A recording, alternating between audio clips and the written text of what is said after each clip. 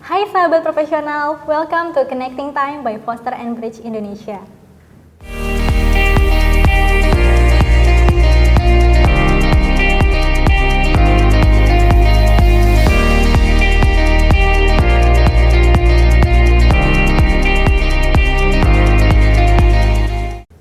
Sebelum memulai video kali ini, jangan lupa yuk untuk di-like, di-subscribe, dan juga di-share ke sahabat profesional karena kali ini video Connecting Time akan membahas mengenai sosial media strategi.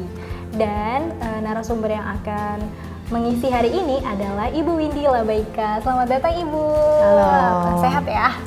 Sehat. Alhamdulillah. Masih semangat ya? Semangat. Oke.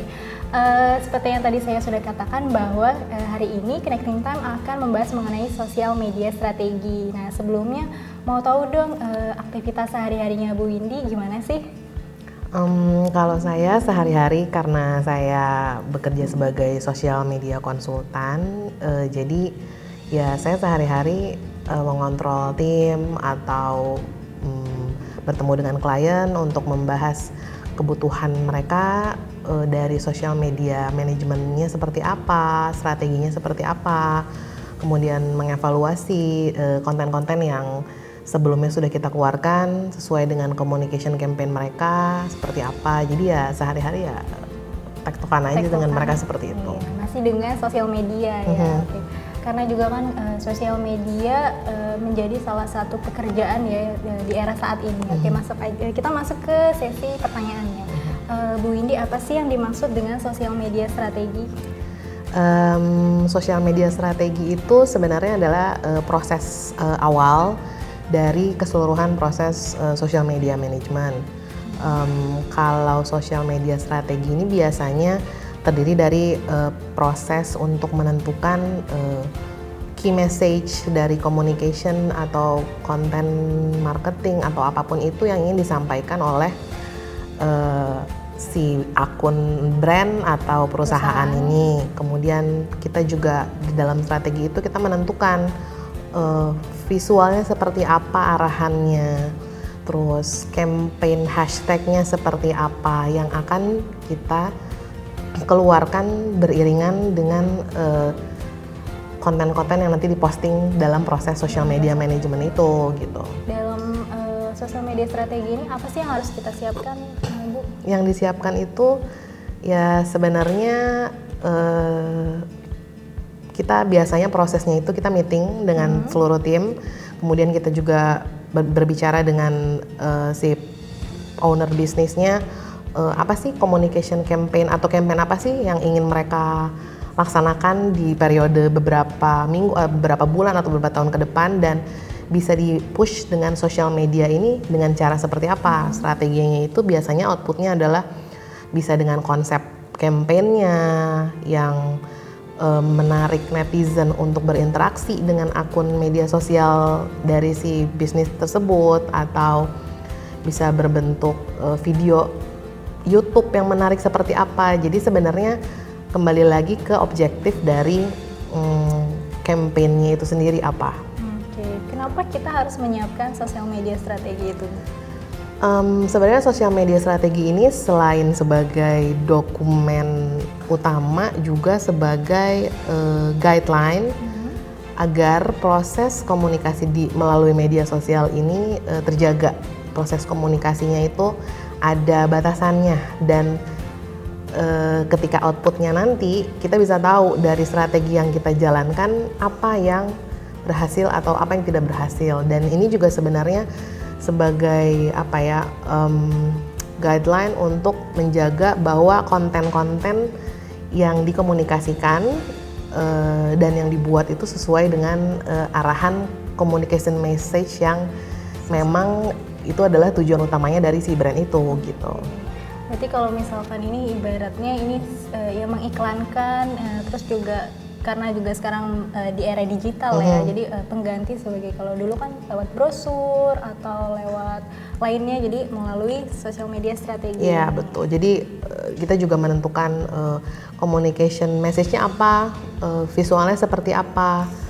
Oke Bu Windy, untuk membuat sosial media strategi yang baik itu seperti apa sih?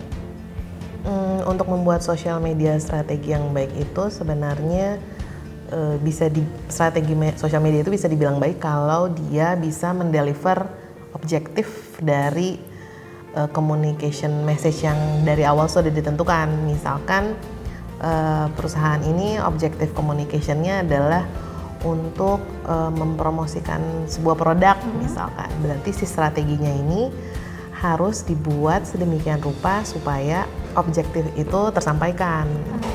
Dengan caranya misalkan di strategi itu kita buat untuk konten Instagram dan Twitter ada diferensiasinya. Misalkan di Instagram kita membuat konten campaign, communication campaign di Instagramnya seperti apa, hashtag campaignnya seperti apa, atau kita mau mengintroduce sebuah produk baru, oke, kita nama produknya apa, kita bikin jadi sebuah hashtag yang bisa menarik attention dari netizen. Dan kemudian misalkan mau di-push juga dengan iklan misalkan gitu. Jadi strategi itu tugasnya adalah membuat sinergitas dari konten-konten itu supaya communication message-nya nyampe ke netizen.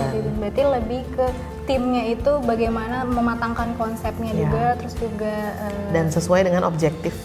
Awalnya seperti apa? Kalau memang butuh iklan, berarti kita dari awal sudah menentukan berapa banyak budget yang harus dikeluarkan, strateginya supaya reach jangkauan iklannya sampai di kota mana saja. Itu kan perlu strategi kan. Misalkan produknya ada di kota Jakarta, Bandung, berarti kita placement iklannya juga harus Jakarta, Bandung. Kemudian target audiensnya siapa, umur berapa, kita juga kan harus menentukan strateginya. Itu lebih spesifik lagi strategi sosial media tapi yang konten berbayar. Tapi kalau konten yang organik mungkin ada caranya lagi dari segi konten visualnya, gimana caranya supaya meningkatkan jumlah follower, supaya kontennya engagementnya lebih tinggi, jadi jumlah likes-nya banyak, dan bahkan kontennya bisa viral, masuk ke explore page, bagaimana caranya. Jadi strategi itu yang harus dipikirkan. Dari strategi itu melibatkan banyak tim juga ya untuk mencapai tujuan. Ya Bu Windy, sebelum kita lanjut ke pertanyaan berikutnya, kita mau iklan dulu nih. Bagi sahabat profesional di luar sana, jangan lupa ya di like video ini, di subscribe dan juga di share ke sahabat profesional jika merasa video ini bermanfaat. Lanjut lagi ya Bu Windy. Nah tadi setelah Bu Windy mengatakan bahwa setelah menentukan tujuan, sasaran dan juga kontennya itu seperti apa, kemudian channel yang mau digunakan seperti apa. Nah untuk mengukur bahwa strategi yang kita gunakan ini tepat tuh bagaimana sih? Untuk mengukur ketika konten sudah berjalan, kita kan sudah melakukan konten sudah dipublish melalui beberapa platform, melalui strategi iklan atau yang tidak melalui iklan, itu kan sudah dipublish. Biasanya di setiap platform spesialisasi itu kayak di Instagram dan di Facebook itu mereka punya Facebook Manager, Ads Manager di situ, dan juga ada Facebook Insight dan ada Instagram Insight. Dari situ kita bisa melihat datanya tuh seperti apa, konten apa yang tinggi reach-nya, konten mana yang rendah reach atau impression-nya. Dari situ kita bisa menilai, oh ternyata strateginya berhasil atau tidak. Itu nanti ada caranya sendiri sih, bagaimana cara kita menganalisa konten yang sudah kita publish. Berarti dari riset yang itu terus nanti dianalisis, dipilah-pilah lagi ya? Iya, nanti kita keluar insight-nya dan kita bisa mengevaluasi juga, oh berarti untuk kedepannya kita tidak bisa menggunakan style yang seperti ini misalnya gitu. Nah kalau misalkan membahas sosial media ini kan pasti sosial media memiliki followers nih ya Bu. Dari followers ini misalnya kita mengambil contoh untuk sosial media bisnis. Kalau kita lihat biasanya banyak memiliki follower ribuan bahkan jutaan, tapi kadang kalau dilihat dari performanya ini tidak memuaskan. Nah itu sebenarnya salah di mananya sih Bu? Sebenarnya mungkin ada juga beberapa akun yang dulu ketika baru bikin percaya bahwa dengan jumlah followers yang banyak artinya dia akan mendapatkan image bahwa ini adalah bisnis atau akun yang bisa dipercaya gitu. Jadi ada beberapa yang justru malah beli followers. Ada juga mungkin yang memang followersnya banyak tapi tingkat komen dan like-nya atau itu istilahnya engagement-nya itu rendah gitu kan. Sebenarnya kalau misalkan kita beli followers ya gak ada yang melarang, tapi itu yang bisa jadi salah satu alasan kenapa jumlah likes dan komennya rendah beda, ya? Karena orang yang followers yang dibeli itu kan tidak mengerti akun itu siapa gitu. Mereka tiba-tiba follow, jadi tentu saja tidak akan ada engagement yang terjadi. Tapi kalau memang dia jumlah followersnya memang besar dan memang tidak membeli, tapi tetap like dan komennya masih rendah, itu artinya biasanya dari kontennya sendiri kurang menarik untuk dikomentari, kurang menarik untuk di like. Itu artinya dia engagementnya masih rendah. Gitu. Oke, nah menarik nih tadi membahas tentang beli followers dan semacamnya. Gimana sih cara untuk mengelola followers secara organik? Kalau untuk followers organik itu ya tetap semua itu kembali ke konten yang kita keluarkan itu harus menarik dan harus likable. Karena ketika konten yang kita posting itu mendapatkan jumlah komen atau like yang besar, potensi konten kita untuk keluar dari ekosistem followers kita itu sangat tinggi juga. Ekosistem itu artinya adalah potensi sebuah konten bisa dilihat orang lain, akun-akun lain yang tidak follow kita itu akan lebih besar. Jadi itu kenapa engagement itu lebih penting daripada beli followers atau jumlah followers, karena dengan semakin banyaknya like dan komen, konten kita potensi viralnya akan lebih besar. Berarti melalui konten yang baik itu juga tapi pasti melalui tahap proses, nggak langsung tiba-tiba banyak. Iya, gitu ya. makanya harus semenarik mungkin atau mungkin menggunakan hashtag. Oh iya, hashtag yang itu mempengaruhi banget. mempengaruhi karena kan hashtag itu kan banyak dicari orang juga. Hashtag mana yang banyak dicari orang, misalkan bisnis makanan atau bisnis kuliner.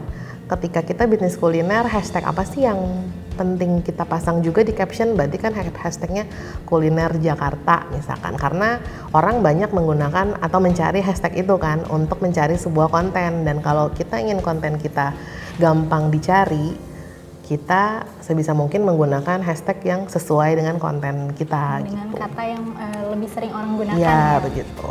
Untuk membangun engagement yang baik itu bagaimana? Engagement yang baik itu sebenarnya engagement itu kan kalau di data insight dari Instagram dan Facebook itu mereka ada penghitungannya sendiri. Tapi secara kasar engagement itu dilihat dari berapa banyak jumlah like dan komen yang masuk ke dalam akun kita gitu. Jadi kalau engagement kita ingin dilihat baik, berarti cara kita merespon komen yang masuk itu juga akan dinilai. Kita artinya engage dengan followers kita. Ketika kita menjawab mereka, ketika kita berkomunikasi dua arah dengan followers kita, engagement kita juga dinilai bagus. Ketika ada followers yang DM ke kita membalas, engagement kita nilai bagus. Kalau di Twitter juga seperti itu. Kalau ada yang meretweet konten kita atau membalas konten kita juga memberikan balasan, itu juga dinilainya engagement kita bagus. Jadi kita memang harus berkomunikasi dua arah gitu. Seperti salah satu contohnya membalas komen atau DM dengan durasi yang Bu Windy katakan ya, dengan betul. durasi yang sudah ditentukan. Oke. Untuk sahabat profesional nih, boleh banget dong misalnya Bu Windy kasih saran dan juga tips apabila memiliki sosial media untuk memberikan strategi yang baik apabila mereka punya akun bisnis atau perusahaan. Saran saya sebelum masuk ke sosial media strategi justru tentukan dulu objektifnya apa. Kalau memang objektifnya adalah untuk promosi, dari situ kita bisa dengan mudah menentukan strateginya seperti apa, atau objektifnya hanya untuk brand image.